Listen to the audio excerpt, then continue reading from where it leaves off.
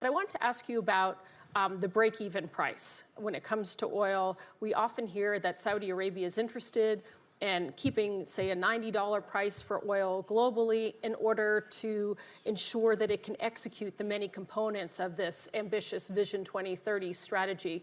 Could you comment on the strategy? How is it going? We're actually getting closer and closer to 2030. And for how long do you think that Saudi Arabia will need to have a certain high price of oil in order to ensure that it is able to implement its internal domestic reforms? Sure. So I can't comment on price. I think if you ask this question to any Saudi, they'll give you the same answer. And anyone who understands the true dynamics of energy markets and oil markets will also say that Saudi and its partners are solving for long-term stability of the market.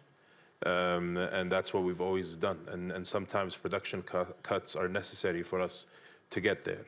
And we don't want to be in a period where there isn't enough investments and then we end up in a shortage and end up in at a time where we have to use forms of energy that are very dirty and painful to the environment. And we live in a very high stressed in terms of heat and drought area of the world. And we are the first people who will be affected by any lack of success on that agenda. But as far as the vision goes, Vision 2030 is an evolution, a transformation that is really taking us to where we want to be as an economy and society.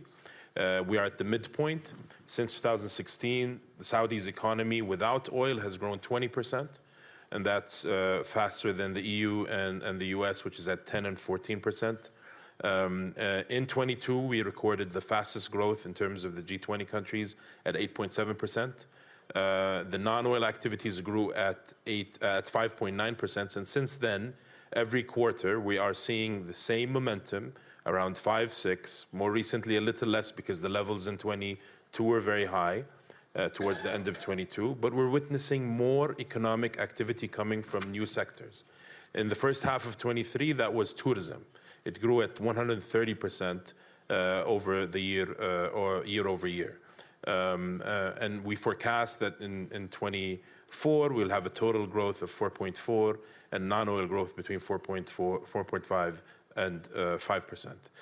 The momentum is continuing, the transformation is continuing, but we need to keep in mind that every transformation is a grueling process, and every transformation requires long-term thinking. And it's not easy to work together and adopt a long-term view. Otherwise, we wouldn't have most of the problems or the challenges we have today. So it's important to continue thinking long-term, continue delivering day in, day out, consistently, with a boldness and a view to collaborate with the world, but also back to the lack of economic integration in the region, the opportunity to improve it.